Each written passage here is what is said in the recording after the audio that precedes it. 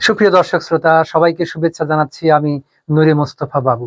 আশা করছি যে যেখানে আছেন ভালো আছেন। সবাই ভালো থাকুন, সেই প্রত্যাশা আমাদের নিরন্তর। দর্শক শ্রোতা, বাংলা ভাষা, বাংলা সাহিত্য এবং বাংলা ব্যাকরণের বিভিন্ন বিষয় আপনাদের সঙ্গে যেভাবে সহভাগ করছি, তারই ধারাবাহিকতায় আজ খুব ছোট্ট আলোচনা নিয়ে এসেছি। কেউ দয়া করে স্কিপ করবেন না। ছোট কিন্তু গুরুত্বপূর্ণ, খুব চমৎকার নতুন তথ্য আপনি এইখান থেকে পেয়ে যাবেন।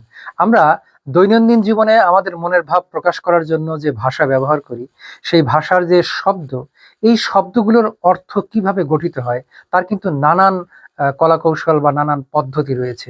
একটি শব্দ কিন্তু তার উৎস বা উৎপত্তি অনুসারে যে অর্থ থাকে, সবসময় কিন্তু সে সে সে একই অর্থ বজায় রাখতে পারে না। অনেক কারণে, সামাজিক, রাজনৈতিক, পারিপার্শ্বিক বিভিন্ন কারণে সেই শব্দের কিন্তু অর্থের খানিকটা পরিবর্তন হয়ে যায়। তো তেমনি দুটো শব্দ আজ আপনাদের সঙ্গে সহভাগ করব, চমৎকার দুটি শব্দ। আশা করছি আপনাদের ভালো লাগবে। এই শব্দগুলো যে অর্থ নিয়ে উৎপত্তি লাভ করেছে, শেষ পর্যন্ত ব্যবহারিক অর্থ কিন্তু সেই জায়গায় থাকেনি। আসুন আমরা শব্দ দুটো দেখার চেষ্টা করি। প্রথমেই আমরা বর্ষ শব্দ সম্বন্ধে বলতে চাই। এই যে বর্ষ, বর্ষ শব্দের শাব্দিক অর্থ বর্ষাকাল। বৃষ ধাতু থেকে এই শব্দটির উৎপত্তি হয়েছে। আমরা যদি একটু লিখে দেখাই আপনাদের,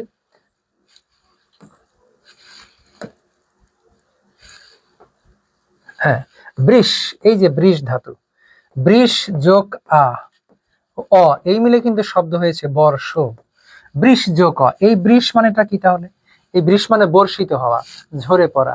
তার মানে বর্ষাকালে বৃষ্টি বর্ষিত হয়, ঝরে পড়ে। অতএব বৃষ যোগ অ শব্দ হয়েছে কিন্তু বর্ষ। অতএব বর্ষ শব্দের শাব্দিক অর্থ বা এর মূল অর্থ বা এর গঠনগত অর্থ হচ্ছে কিন্তু বর্ষাকাল বা বর্ষা ঋতু।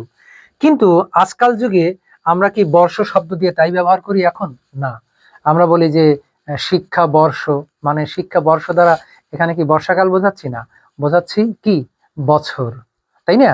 তারপরে এরকম বর্ষ শব্দ দিয়ে আমরা বছর বুঝিয়ে থাকি। এই যে বর্ষ শব্দের ব্যবহারিক অর্থ বর্ষাকাল, বর্ষ শব্দের ব্যবহারিক অর্থ হচ্ছে বছর। এখানে এটা হলো শাব্দিক অর্থ বর্ষাকাল, আর ব্যবহারিক অর্থ হচ্ছে আমাদের বছর। আশা করি আপনাদের বোঝাতে পেরেছি। আবারও মনে করিয়ে দেই যে আমাদের আলোচনার বিষয় শব্দের অর্থ কি করে পরিবর্তন হয়। তাহলে বর্ষ শব্দটি কোন ধাতু থেকে এসেছে? বৃষ ধাতু থেকে। বৃষ যোগ অ বর্ষ, বর্ষ মানে বর্ষা। কিন্তু আজকের যুগে বর্ষ শব্দের অর্থ হয়ে গেছে বছর।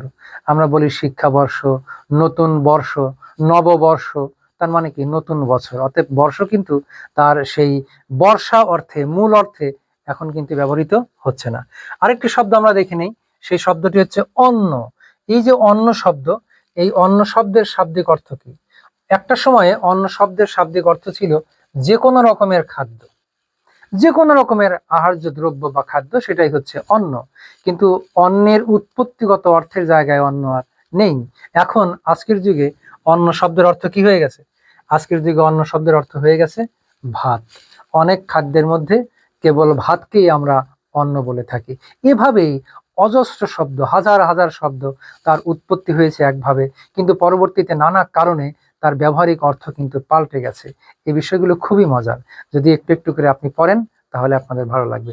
দর্শক শ্রোতা, যাওয়ার আগে আরেকবার বলছি, আমাদের আজকের আলোচনার বিষয় শব্দার্থ বিজ্ঞান বা শব্দের অর্থ পরিবর্তিত হয়। কিভাবে পরিবর্তিত হয়? নানান কারণে, সামাজিক কারণে, অর্থনৈতিক কারণে, রাজনৈতিক কারণে, বিভিন্ন কারণে পরিবর্তিত হয়। সেই পরিবর্তিত দুটো শব্দ আজ আমরা আপনাদের জন্য উপস্থাপন করেছি। প্রথম শব্দ কি ছিল? বর্ষ।